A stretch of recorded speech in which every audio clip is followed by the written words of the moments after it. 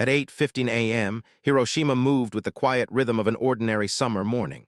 Streetcars clattered across their tracks, shopkeepers lifted wooden shutters, and students hurried beneath the soft haze rising from the river.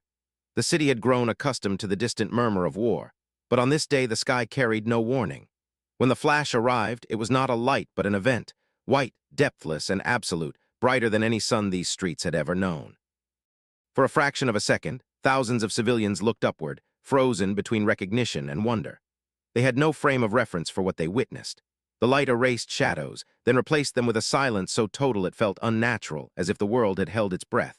Only after that stillness came the true force, a shockwave rolling outward with the speed and finality of a collapsing star, sweeping houses, trams, and entire districts into a rising storm of dust. Those farther from the center felt the blast as a violent rupture in the air, followed by a heat that seared through cloth and memory alike. Yet even then, confusion eclipsed comprehension. Many believed an ammunition depot had ignited. Others assumed the opening strike of a massive conventional raid. No one imagined they were standing at the threshold of a new era, one shaped not by fleets or armies, but by a single detonation in the sky. Across southern Honshu, the first reports were fragmented. A communications blackout drifted outward like an invisible fog, severing telephone lines and silencing military channels. Staff officers in nearby prefectures tried to reconstruct the event from scattered messages that contradicted one another. A terrible explosion, a single aircraft, a city in flames. None of it aligned with the doctrines they trusted. By midday, senior commanders confronted a truth they had long dismissed as foreign speculation. Something had struck Hiroshima, something beyond the scale of existing weapons, beyond even wartime imagination. And as telegrams failed to arrive and reconnaissance flights saw only a rising column of smoke, the Empire understood that the unthinkable had begun. But in the hours ahead, an even more unsettling realization would emerge, one that would redefine the fate of the war itself. Above the burning ruins of Hiroshima, American reconnaissance aircraft traced slow, deliberate circles. They did not fire, did not descend, did not even linger long enough to provoke the anti-air batteries that still functioned on the outskirts. Their purpose was not destruction. It was observation, an unspoken signal that the devastation below required no follow-up strike. From the ground, survivors watched the planes glide through the haze like distant omens, their silence more haunting than any engine roar. For those who had lived through the initial blast, the quiet that settled over the city felt unnatural. The explosion had lasted only an instant, but the stillness that followed stretched into a void. Streets where families once gathered now held only drifting ash. The absence of familiar sound, the chatter of markets, the rumble of bicycles, the simple noise of life, became a deeper terror than the flash itself. In that quiet, many began to understand that what had happened was not merely another air raid. The first reports reaching Tokyo were fractured, transmitted through damaged lines and shaken voices. One message stood out above the confusion. A single bomb, entire city destroyed. Analysts dismissed it as exaggeration born of chaos, yet the phrasing persisted across multiple channels. How could a lone aircraft inflict such magnitude? How could any conventional explosive erase a city in minutes? In military headquarters, senior officers gathered in uneasy silence. For months, whispers had circulated that American scientists were attempting something unprecedented, a weapon powered not by chemistry, but by the hidden energies within matter itself. Many in Tokyo had considered the idea theoretical, perhaps even fantastical. Now, the scale of Hiroshima's destruction forced a more sober interpretation. By midday, rumors of a new type bomb flowed through command corridors, gaining weight with each retelling. But without reliable communication from the region, no one could confirm the truth. Ministers met in sealed chambers, their discussions urgent yet inconclusive. What confronted them was not only a physical catastrophe, but a void of knowledge, an emptiness being shaped minute by minute into fear. And as that fear grew, one realization slowly took hold. The lack of information might be the Americans' most powerful message of all. As Tokyo's leaders struggled to interpret the ruins of Hiroshima, they still clung to a fragile hope that the devastation had been singular, the product of an extraordinary circumstance rather than a reproducible weapon. But that illusion lasted only 3 days. On the morning of August 9th, another distant tremor reached the capital. Nagasaki had been struck. The news arrived in short, clipped messages that carried none of the chaos of eyewitness accounts, only the cold confirmation that the unimaginable had happened again. For the Japanese high command, the second blast transformed suspicion into certainty. America had not revealed a prototype in Hiroshima. It had demonstrated a capability, a repeatable, scalable method of erasing cities at will. The implications spread through the war councils with a weight that few could articulate. What had once been a conflict of fleets and armies was now governed by a technology Japan could neither counter nor comprehend in time. Civil defense units dispatched to Kyushu quickly reported that their preparations, air raid drills, firefighting brigades, evacuation protocols, collapsed in the face of destruction on this scale. Buildings engineered to withstand conventional bombing had been leveled in a single instant. Maps that once guided rescue teams were rendered useless, replaced by terrain reshaped into charred plains. The very idea of defense was dissolving. Inside naval intelligence offices, once confident officers found themselves confronting an unprecedented admission. There was no defense against a bomb that detonated before any anti-aircraft battery could respond. Even the might of the Imperial Navy, built over decades, now seemed strategically irrelevant. A weapon delivered by a single aircraft had surpassed the destructive power of entire carrier groups. In Tokyo's scientific circles, the conclusions grew sharper. Physicists reviewing fragmentary data recognized signatures of atomic fission, an energy release far beyond chemical explosives. Hours after Nagasaki, a consensus emerged.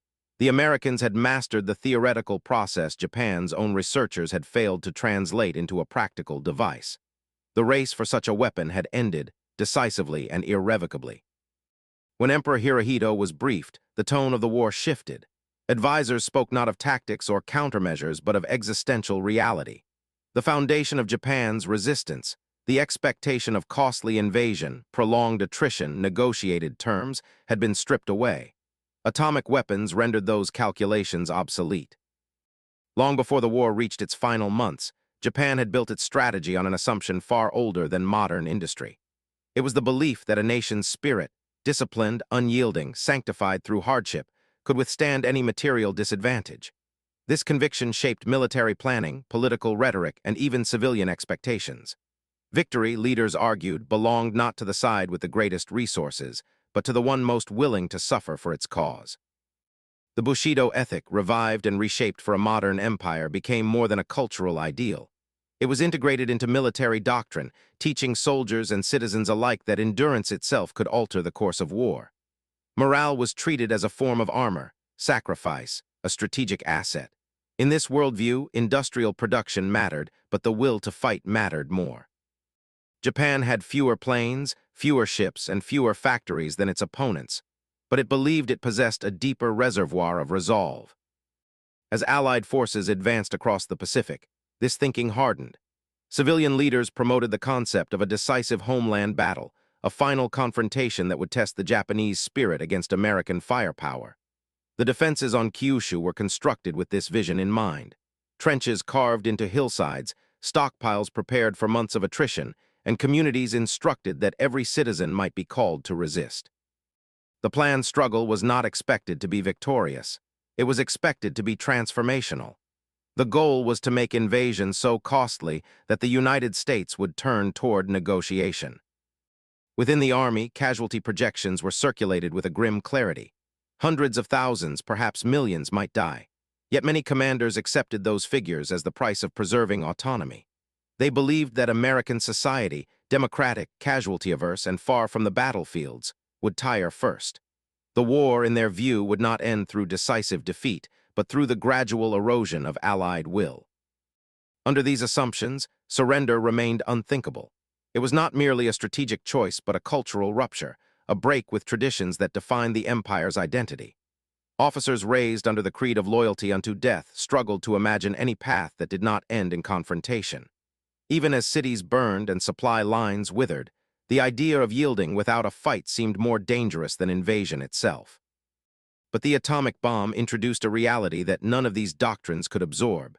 It bypassed the logic of endurance, rendering morale irrelevant and sacrifice insufficient. No amount of resolve could counter a weapon capable of destroying a city in a moment. The empire's most deeply held belief, that the human spirit could outlast material force was suddenly exposed as fragile.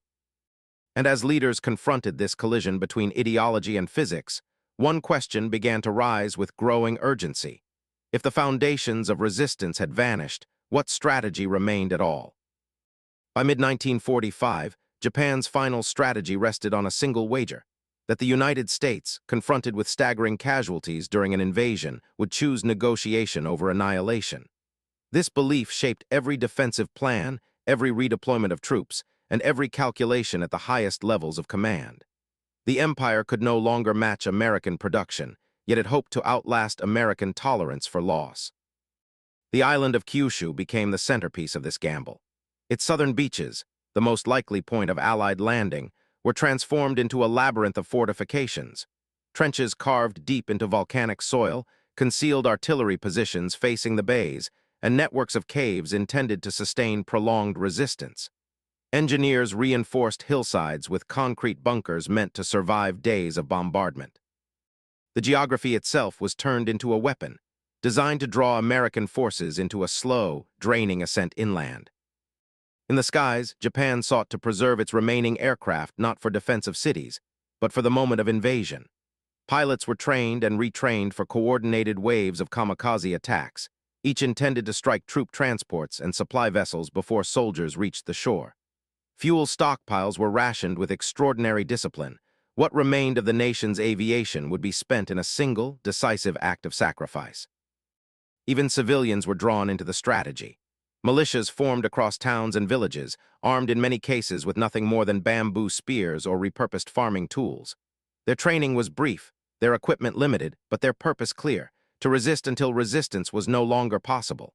State broadcasts framed this mobilization as a national duty, a shared test of endurance. Many believed sincerely that their contribution, however symbolic, could tip the balance.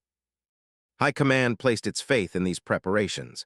Intelligence estimates predicted hundreds of thousands of American casualties in the opening weeks of Operation Downfall. Strategists argued that such losses would shock Washington into reconsidering unconditional surrender. The logic was harsh, but to many Japanese officers, it offered the last remaining path to a negotiated peace. Even after Hiroshima, fragments of this belief persisted. Some commanders insisted that a single catastrophic explosion did not negate the underlying strategy. Attrition, they argued, operated on human psychology, not on technology. If the Americans invaded, they would still bleed, and if they bled enough, they might still hesitate. But the appearance of the atomic bomb shattered the foundation of these calculations. A weapon that could erase cities in seconds rendered the concept of attrition irrelevant. No defensive line, no mass sacrifice, no wave of aircraft could alter the balance. Japan could no longer rely on time, cost, or endurance to shape the enemy's decisions. And as this realization settled over Tokyo, one final question emerged with inescapable clarity. If the empire could not deter invasion, could it survive what would come next at all? In the decade before the war, Japanese physicists had studied the principles of nuclear fission with the same intellectual curiosity as their counterparts abroad. Laboratories in Tokyo and Kyoto produced papers on neutron behavior and atomic structure, quietly contributing to a global body of theoretical work. Yet from the beginning, these inquiries remained abstract. Japan lacked the industrial capacity, the purified materials, and the large-scale research infrastructure that such an undertaking required. What existed was scholarship, not engineering. Uranium scarcity only deepened this obstacle.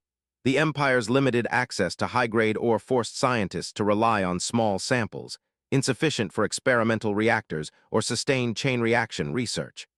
Wartime strain made the gap insurmountable. Resources that might have fueled nuclear exploration were diverted to aircraft production, fuel synthesis, and conventional armaments.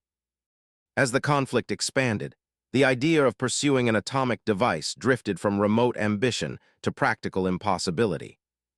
By 1944, political and military leaders accepted a reassuring conclusion: if Japan could not build such a weapon, then neither could anyone else.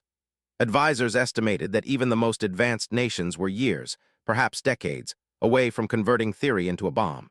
This assumption became woven into strategic doctrine. The atomic realm belonged to scientists, not generals, and its mysteries seemed too complex, too immature to intersect. With the timelines of war, intelligence reports reinforced the comfort. Analysts observing American universities noted few signs of large, coordinated research programs. Prior to strict secrecy measures, Allied physics publications still trickled into Japanese academic circles, showing no obvious leap forward. To many in Tokyo, these fragments suggested that the Americans, too, were confined to laboratories and equations. The possibility of hidden breakthroughs never gained serious traction. Thus a belief hardened. The United States lacked both the scientific organization and industrial focus required to achieve an atomic device during the war. This belief shaped expectations at every level of command. When officers planned defenses, they planned against ships, bombers, and infantry, not against the arrival of a weapon they considered theoretical. Hiroshima shattered this worldview in an instant. The magnitude of destruction, the intensity of the flash, and the precision of the strike all pointed to a type of energy release far beyond conventional explosives. Within hours, physicists in Tokyo recognized signals they had studied only in academic discussions. The bomb was not an abstraction. It was proof that another nation had succeeded where they had not even attempted to begin. The psychological shock grew precisely from this blind spot. The empire had not simply miscalculated its enemy's strength, it had misunderstood the boundaries of the possible. A weapon they believed existed only in equations had arrived in the sky above a living city. And as the implications settled over Japan's leadership, a deeper question emerged. If their scientific assumptions had failed so completely, what other foundations of their strategy were about to collapse? The Manhattan Project was born not from ambition, but from fear. Fear that Germany, the nation with Europe's deepest well of physicists, might unlock the power hidden within the atom. In 1939, when news reached Washington that German scientists had achieved nuclear fission, the alarm was immediate. For American leaders, the possibility of a Nazi bomb was not theoretical. It was an existential threat. And so began an undertaking unlike anything the modern world had attempted. A race to build a weapon no one had ever seen, using principles that remained, in many ways, mysterious. Los Alamos became the heart of this effort, a place where secrecy and urgency fused into a new kind of scientific environment. High on a remote New Mexico plateau, an entire city emerged in a matter of months. Barbed wire fences, classified mailrooms, and clusters of temporary houses filled with the brightest minds drawn from across the country. Robert Oppenheimer called it a scientific crucible, and the description was literal. Researchers worked in overlapping teams, each attacking a different dimension of the same problem: how to release the energy locked inside uranium or plutonium in a controlled, explosive chain reaction. The challenges were unprecedented. Physicists debated theoretical thresholds that no experiment could safely test. Metallurgists struggled to shape materials that reacted unpredictably under even minor stress. Engineers confronted geometries that pushed beyond traditional weapons design. Every breakthrough opened a new layer of uncertainty, and every miscalculation carried risks that few dared articulate. Yet the work continued, driven by the conviction that failure was not an option, not when the alternative might be a world ruled by a nuclear-armed Germany. Far from Los Alamos, two other sites, Oak Ridge in Tennessee and Hanford in Washington, expanded the project into an industrial colossus. At Oak Ridge, miles of electromagnetic separators consumed more electricity than entire American cities, distilling uranium isotopes grain by grain. Hanford, meanwhile, built reactors capable of producing plutonium at scales no other nation could match. These were factories of a new era, operating with a complexity and volume Japan could never have approached. The empire's scientific limitations were no longer theoretical. They were dwarfed, quietly and decisively, by American industry. By 1944, the Manhattan Project employed more than 130,000 people, yet only a handful understood the true purpose of their labor. Electricians, machinists, stenographers, and assembly line workers contributed to a weapon they would not learn about until after its use. Secrecy was absolute. Even senior military officials were briefed only when their cooperation became necessary. The compartmentalization was so complete that many participants later said they never realized they were part of history until they saw the headlines after Hiroshima. When Germany collapsed in May 1945, the original impetus for the project vanished. Some scientists believed that the program would wind down now that the most feared adversary was defeated. But momentum had taken hold. Billions of dollars had been spent, enormous.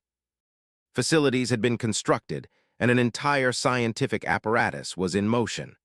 The question no longer centered on whether the bomb should be built, but on what purpose it might serve in the final stages of the Pacific War.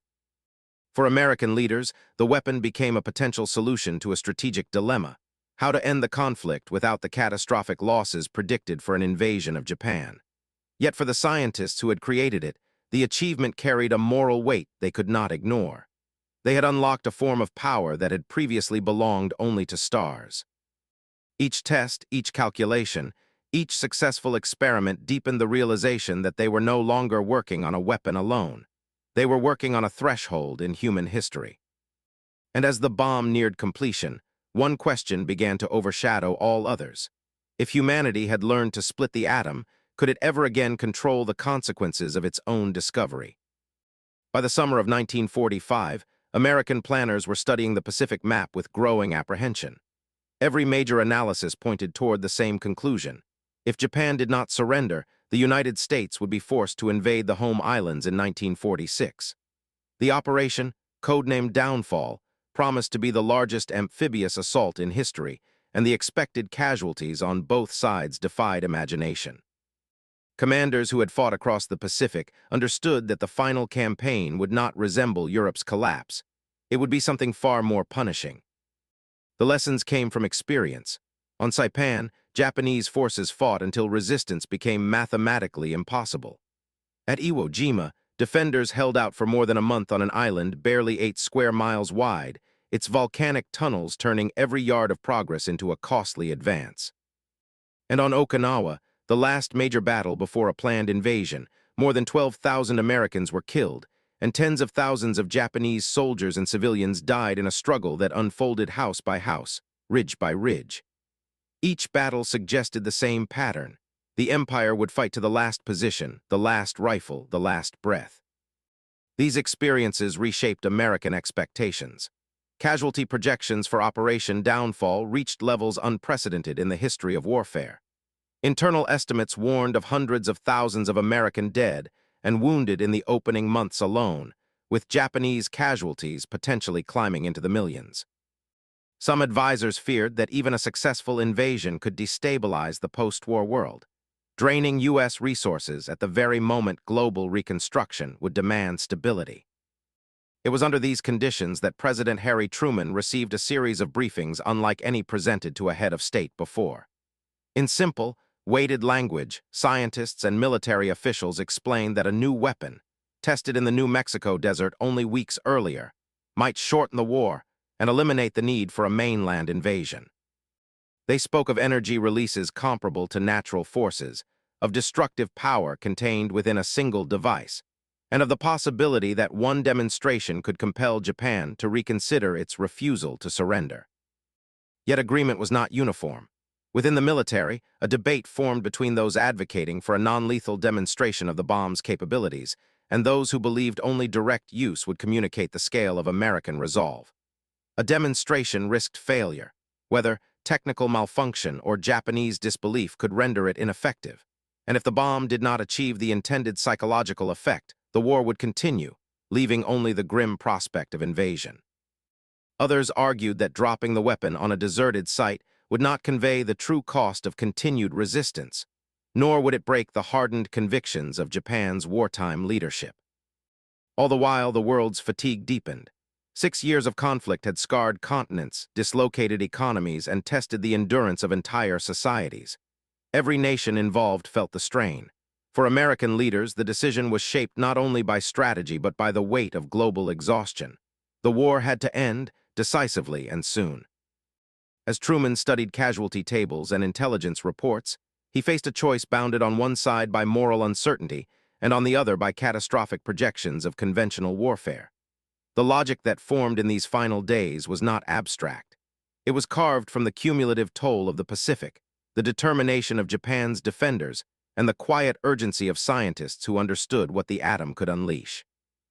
In that atmosphere of strain and inevitability, the decision took shape, one that would alter not just the outcome of the war, but the trajectory of human history itself.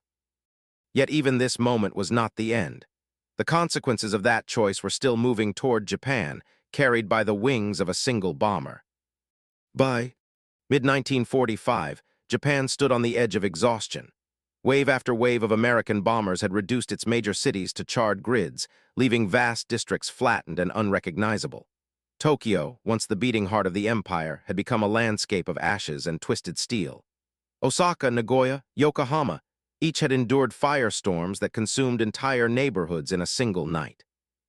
The Navy, once a symbol of national prestige, now rested at the bottom of the Pacific, broken by years of attrition and decisive defeats. The empire's military might had not merely diminished, it had vanished. Across the country, shortages deepened into a quiet, pervasive crisis. Rice rations dwindled. Fuel became so scarce that bicycles were fitted with improvised charcoal burners. Factories struggled to operate without electricity.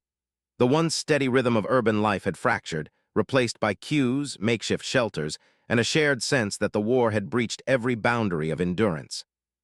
Parents hid their worry behind calm expressions. Children learned to read the empty shelves as easily as the warning sirens overhead. In this atmosphere, Japan's diplomats sought a path, any path, that might prevent the empire's total collapse. Their hopes turned toward the Soviet Union, a nation that still held a neutrality pact with Japan despite the shifting tides of global war. Tokyo believed that if Moscow could be persuaded to mediate, the United States might soften its demands. Through coded messages and careful phrasing, diplomats attempted to signal Japan's willingness to discuss peace. But the Soviet leadership, already planning its own entry into the Pacific conflict, listened without committing, observing Japan's desperation with strategic patience. Inside Japan's government, the divide grew sharper. The army insisted that surrender remained unacceptable, that the empire must fight on to secure more favorable terms. They argued that American losses during an invasion would compel a negotiated settlement. Even as cities burned and food vanished, some commanders maintained that resolve, not resources, would decide the war's end. Their belief rested on a conception of honor that had guided Japan's wartime identity for decades. Opposing them were the peace factions, civilian ministers, some naval leaders and advisors close to Emperor Hirohito. These individuals understood that the empire's position had become untenable. They sought a solution that could preserve at least one pillar of national continuity, the emperor's status. For them, the question was not whether Japan could win. Victory was no longer a possibility, but whether it could survive defeat without losing its cultural and political foundation. The preservation of the throne was not merely symbolic. It was, in their eyes, essential to preventing post-war chaos. Yet none of these groups knew that the framework of their debates was already obsolete. Even as Japan negotiated with Moscow and weighed military resistance, a weapon of unprecedented force had been prepared in silence. In the skies above the Pacific, crews trained for missions whose consequences no war council could yet imagine. The decisions being made in Tokyo were shaped by assumptions forged in conventional warfare, assumptions that were about to meet a reality beyond anything in Japan's strategic vocabulary. Still, the struggle inside the government persisted. Meetings stretched late into the night. Ministers spoke in guarded tones, aware that any suggestion of surrender risked accusations of defeatism.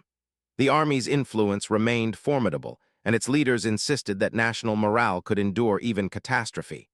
To them, the war's trajectory was harsh but navigable. The alternative, accepting unconditional surrender, was a step too far into the unknown. Thus, Japan entered a twilight period suspended between reality and belief. The reality was material collapse, the erosion of military power, and the growing certainty that the nation could not repel another year of war. The belief was that spirit, endurance, and a carefully negotiated peace might yet preserve the empire's future. Between these positions lay a widening gulf, and within that gulf decisions accumulated, delayed, and diverged. What no leader fully understood was how little time remained. Unknown to Tokyo, the force they feared least and prepared for least was already moving toward them, carried by the steady logic of a world determined to end the war. And in that narrowing window, the confrontation between belief and annihilation was about to become unmistakable. At dawn on August 6, 1945, the skies above Hiroshima were almost unnaturally clear. A soft blue haze lingered over the delta, drifting between tram lines and wooden rooftops as the city stirred into motion. It was a morning that seemed ordinary, even peaceful, precisely the weather the crew of the Enola Gay had hoped for. Approaching from the south, the Silver Bee cut across the sky. At high altitude, its engines steady, its mission sealed long before reaching the coast of Honshu. Inside the bomb bay hung a device unlike any used in war before.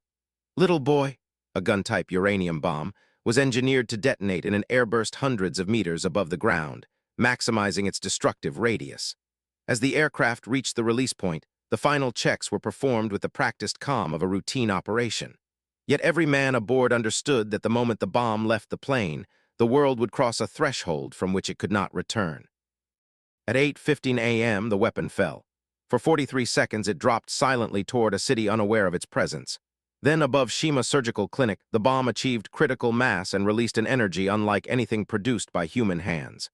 The flash was instantaneous, white, colorless, searing, and for tens of thousands of people, it marked the boundary between existence and oblivion. In the microsecond following detonation, temperatures reached levels comparable to the surface of the sun, vaporizing those nearest to the hypocenter.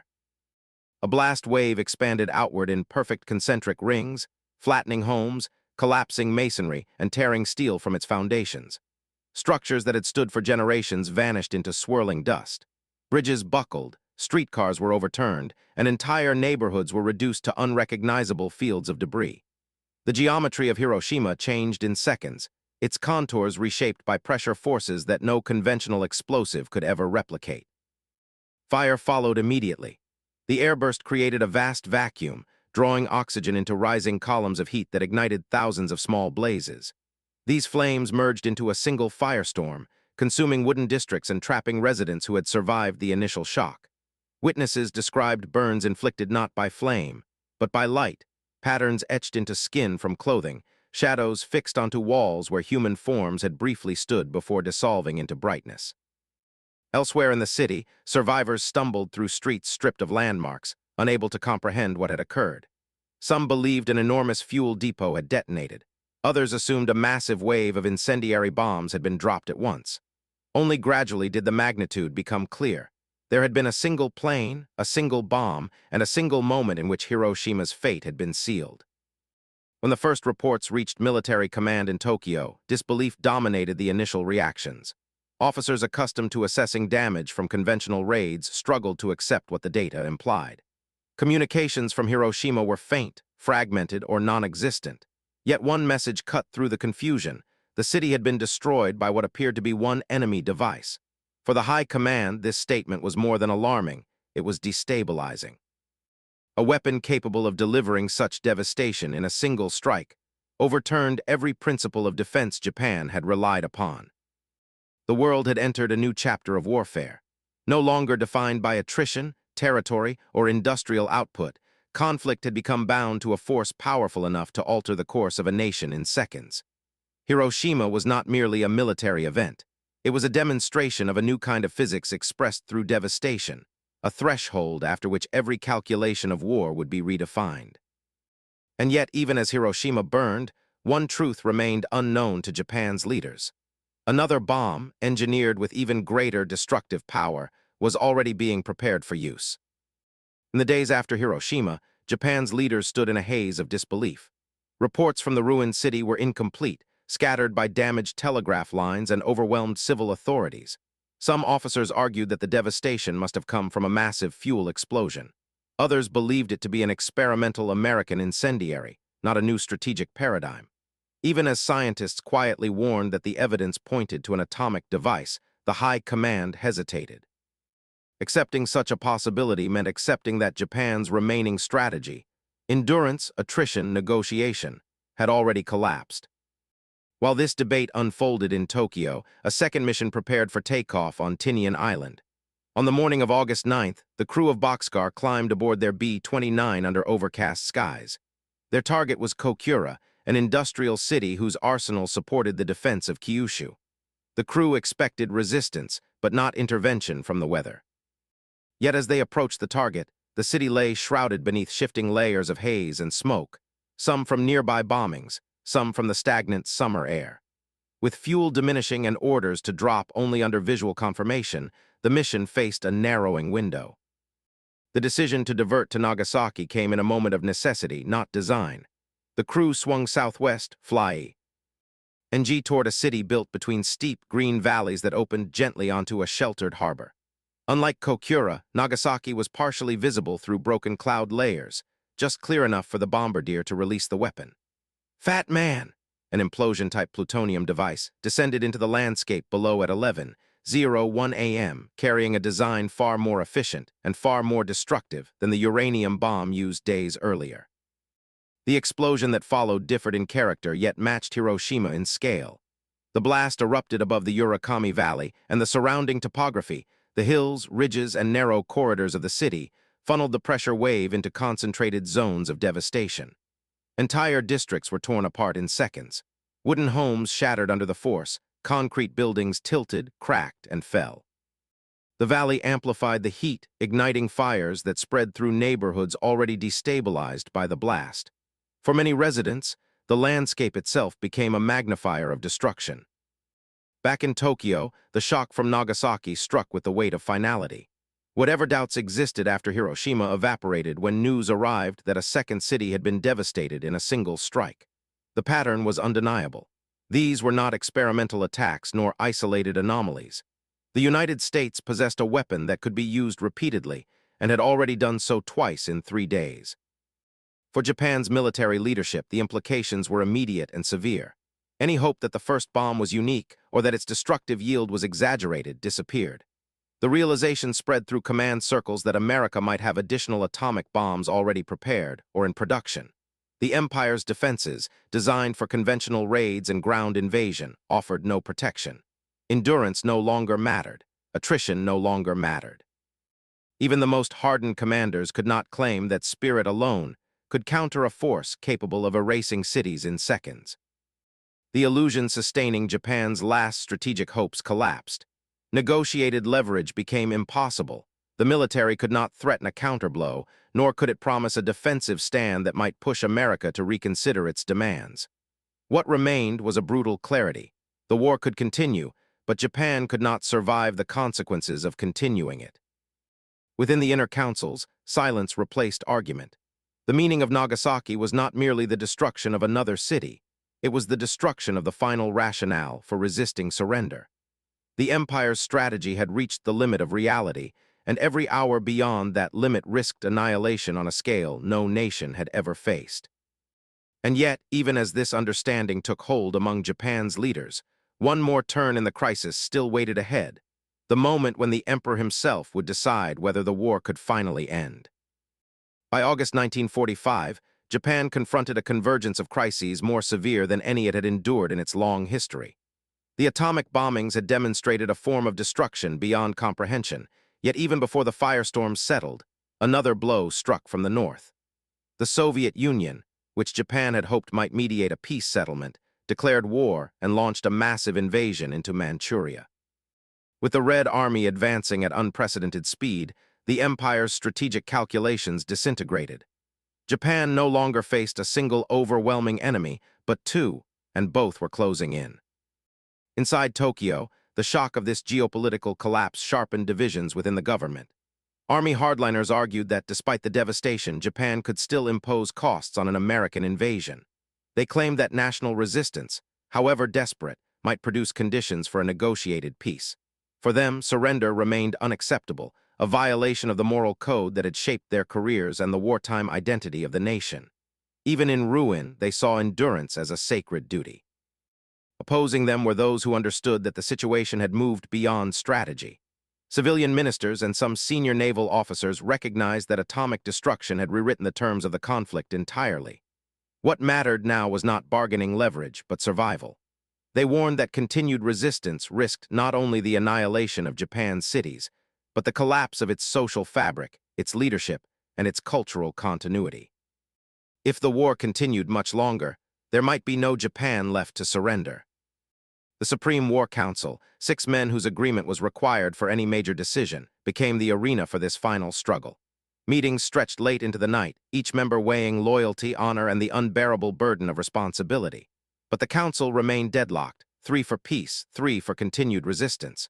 No argument, no new revelation, no casualty report was sufficient to bridge the divide. Japan's future. He hung in a silence that neither side could break. It was in this moment of paralysis that Emperor Hirohito stepped beyond the boundaries of tradition. For centuries, emperors had remained distant from political decisions, their authority symbolic rather than interventionist. Yet on August 9th and again on August 14th, Hirohito attended the highest councils of state and spoke directly on the course of national policy, an act without precedent in modern Japanese history. His presence alone altered the room. His words reshaped the trajectory of the war. Hirohito stated with clarity that the atomic bomb represented a threat not only to military success, but to the very existence of the Japanese nation. He argued that no amount of valor or sacrifice could counter a weapon that extinguished entire cities in seconds.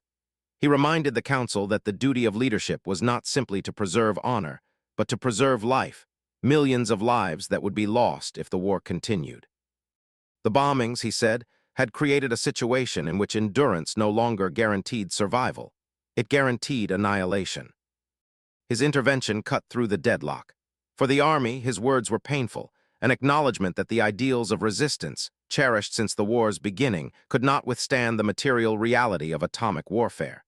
For civilians, his statement was a vindication of what they already knew. The war had reached a point beyond which continuation meant the end of the nation. In overriding the military's final objections, Hirohito exercised his authority in a way no emperor had done before. He chose surrender not as capitulation, but as preservation. He chose the survival of the people over the continuation of a conflict that had spiraled beyond human scale. And in doing so, he signaled the end of an era defined by expansion, sacrifice, and the illusion of invincibility. For the first time in its long history, Japan prepared to lay down its arms, not through defeat alone, but through a decision rooted in the recognition that the world had changed, and that the empire must change with it. But even after the emperor's decision was made, one final challenge remained, ensuring that his voice could be heard by a nation still divided by loyalty, fear, and the expectations of war. On the night of August 14, 1945, Tokyo carried a tension so heavy it seemed to press down on the very walls of the imperial palace. Japan's surrender had been decided, but not yet announced. The emperor's voice, recorded on a fragile phonograph disc, waited in a secure chamber, ready to speak words the nation had never heard before. Yet in the corridors beyond, officers of the army's most desperate faction were preparing to stop that message at any cost. For them, surrender was betrayal. The war must continue, even if the country could no longer bear its weight. Shortly before midnight, the conspirators moved. Led by young officers devoted to the ideal of total resistance, they seized portions of the palace grounds and attempted to place the Imperial Guard under their command. Their goal was precise: seize the emperor's recorded speech, destroy it, and force the government to rescind the surrender decision. The night became a labyrinth of shadows, whispered orders, and uniforms gleaming beneath lantern light as the rebels pressed deeper toward the palace's inner sanctum. But they did not move unopposed. Loyal guards, uncertain yet unwavering, stepped forward to block the entrances and question the conspirators' authority. In the confusion, the lines between legality and loyalty blurred. Some guards stood down, overwhelmed by the rebels' certainty. Others resisted, buying moments of precious time. The palace, normally a place of ceremony and quiet reverence, now held the weight of a nation suspended between war and peace. Inside a concealed office, communications officers worked in near darkness. They had hidden the phonograph disc containing the emperor's surrender message, aware that if the rebels found it, Japan's path to peace would vanish. These officers, clerks, technicians, men without rank or influence, understood the gravity of their task. They moved the record from room to room, shielding it behind cabinets, beneath documents, anywhere it might escape detection. In that fragile disc lay the future of millions. As the night deepened, the coup's momentum began to falter. The conspirators searched hallways, archives, and offices, but found no recording. Their leaders issued orders with increasing urgency, yet uncertainty crept in. Without control of the palace broadcast facilities, their plan could not succeed. Outside, the city remained unaware of the struggle unfolding at its center, its streets darkened by blackout curtains, its citizens waiting for news none yet possessed. Shortly before dawn, the attempt unraveled. Key units refused to join the uprising. Commanders who had been approached for support rejected the plan outright. Confront. Ted with isolation and the fear of dishonoring the emperor himself, The coup's leaders lost resolve. Some fled into the shadows of Tokyo, others surrendered. A few, unable to reconcile their ideals with the empire's decision, chose to end their own lives. The rebellion collapsed as the first pale light began to spill over the palace roofs. With the danger past, palace staff moved swiftly. The precious disc, unchipped, unbroken, was carried to the broadcast room. At noon on August 15th, radios across Japan crackled to life. Civilians gathered in homes, factories, and public squares. Many had never heard the emperor's voice. Until that moment, it was a presence known only through ritual and ceremony. Now it spoke with solemn cadence, explaining that the war had reached a point where enduring the unendurable had become necessary to save the nation from further ruin. The words were indirect, poetic, and unfamiliar, yet their meaning was unmistakable. Japan would lay down its arms. Across the nation, shock settled like falling ash. Some wept openly, others stared in stunned silence. Soldiers lowered their weapons, unsure of what to feel. Mothers held their children tightly, uncertain whether relief or grief dominated their thoughts. In countless towns and villages, the moment became a profound stillness, an entire country absorbing the realization that its world had irrevocably changed. And as that silence deepened, a new question emerged, one that no surrender speech could answer. What future awaited a nation that had known only war for so long, now stepping into an unknown peace? In the weeks after Japan's surrender, the world struggled to comprehend what the atomic bomb had revealed, not only about warfare, but about humanity itself. Newspapers printed photographs of cities reduced to skeletal frameworks. Scientists gave careful statements that mixed triumph with unease. Politicians praised the end of the war yet spoke with unfamiliar restraint, as if victory itself had acquired a weight too heavy to celebrate. The glow of atomic success carried a shadow, and that shadow stretched across every nation that read the news. At laboratories in Los Alamos, the scientists who had engineered the bomb gathered for quiet discussions that drifted between relief and apprehension. For years, they had worked under the fear that Nazi Germany might reach the atom first, and many felt justified that their efforts had helped end a global conflict. Yet the magnitude of destruction in Hiroshima and Nagasaki forced a deeper reckoning. Some saw in the bomb a necessary intervention, others saw a threshold humanity had crossed without fully understanding the terrain ahead. Even in their language, technical, precise, there was a tremor of uncertainty. They had opened a door, but they could not close it. In Japan, the consequences were not theoretical. Entire cities lay in ruins, their landscapes altered not by gradual war but by instantaneous transformation. Survivors, many injured and disoriented, wandered through districts that no longer had names. Hospitals struggled against shortages of medicine and the unfamiliar illnesses caused by radiation. Families searched for one another amid collapsed streets. The emperor's broadcast had ended the fighting, but it could not restore the world that existed before the flash. Japan now faced a long descent into reconstruction, its people carrying memories of heat, silence, and loss that would echo for generations. For the United States, the bomb signaled a new position in global power. America emerged from the war with industrial strength intact, its military triumphant, its scientific achievements unmatched. Victory alone would have reshaped the world order. The atomic bomb magnified this influence into something unprecedented. Nations looked to Washington not merely as the leader of the victorious Allies, but as the sole possessor of a weapon capable of ending civilization. The geopolitical map did not shift overnight, yet its fault lines rearranged themselves beneath the surface. Other countries felt that shift immediately. The Soviet Union, despite being an ally in victory, recognized that the post-war era would not be determined by treaties alone. The presence of a single bomb, and the potential for many more, redefined strategy, diplomacy, and the boundaries of military imagination. Intelligence agencies accelerated efforts to understand nuclear science. Physicists were recruited with sudden urgency. Laboratories that once focused on conventional research now found themselves operating in an atmosphere of secrecy and political pressure. The Cold War did not begin with a proclamation. It began with the unspoken realization that no nation could afford to remain outside the atomic age. Around the world, conversations about morality, science, and responsibility entered public life in ways they never had before. Clergy debated the ethical foundations of warfare. Governments drafted early proposals for control of nuclear technology. Historians attempted to place the bomb within the long arc of human conflict, only to find that its scale resisted easy comparison. The power of atomic weapons challenged assumptions about war that had stood for centuries, revealing that the destructive capacity of nations had outpaced their ability to absorb its consequences. Hiroshima and Nagasaki became enduring symbols of devastation, of peace, of warning.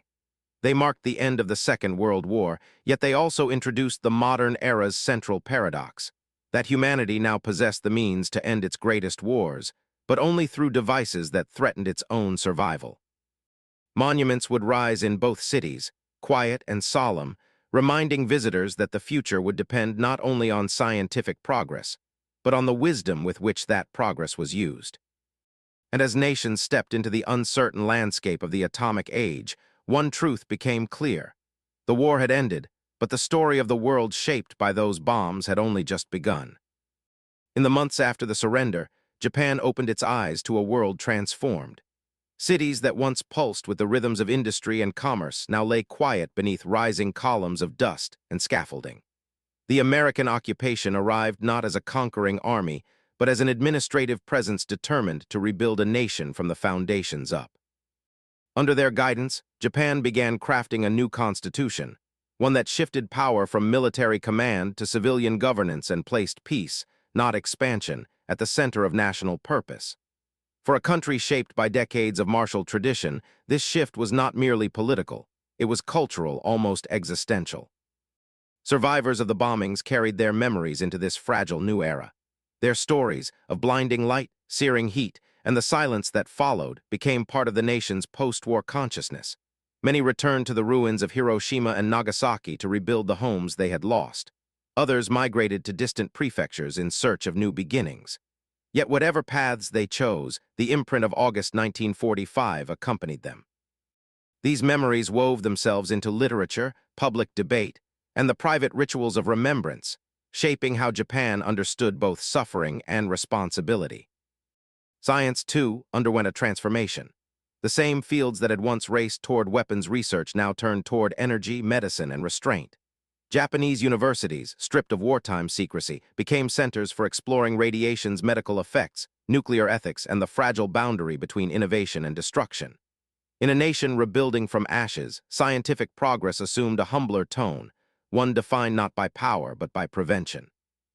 Political leaders, confronted by the scale of wartime devastation, redefined Japan's identity around peace. The renunciation of war, written into the new constitution, was more than a legal statement. It became a national ethos. Diplomats emphasized reconciliation. Teachers instructed students in the value of cooperation over confrontation. Public ceremonies honored the war dead while urging future generations to avoid repeating the past. Japan's post-war leadership understood that the country's recovery depended not only on economic reconstruction, but on moral reconstruction as well. The end of the war thus became a turning point not just for Japan, but for modern civilization.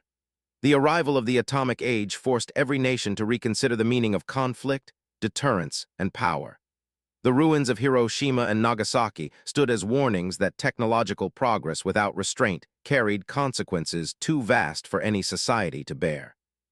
In the shadow of their destruction, global institutions emerged, treaties were drafted, and an entire diplomatic vocabulary, arms control, deterrence, coexistence, took shape. Perhaps the most unexpected development was the evolution of the relationship between Japan and the United States. Former enemies became strategic partners, bound first by reconstruction and later by geopolitical necessity. Economic cooperation replaced military confrontation. Cultural exchange softened the distance of memory. The alliance that grew from the post-war era would, in time, reshape the stability of the Asia-Pacific region and redefine the balance of global power. And in the quiet after the firestorms, Japan recognized a truth that had eluded it through years of conflict. The war that once felt endless had not faded through exhaustion. It had ended almost overnight, extinguished by a weapon the world had never imagined, one that forced a reckoning not only with defeat, but with the very nature of the future. What that future would become was no longer determined by armies or empires, but by the choices humanity made in the shadow of the atom.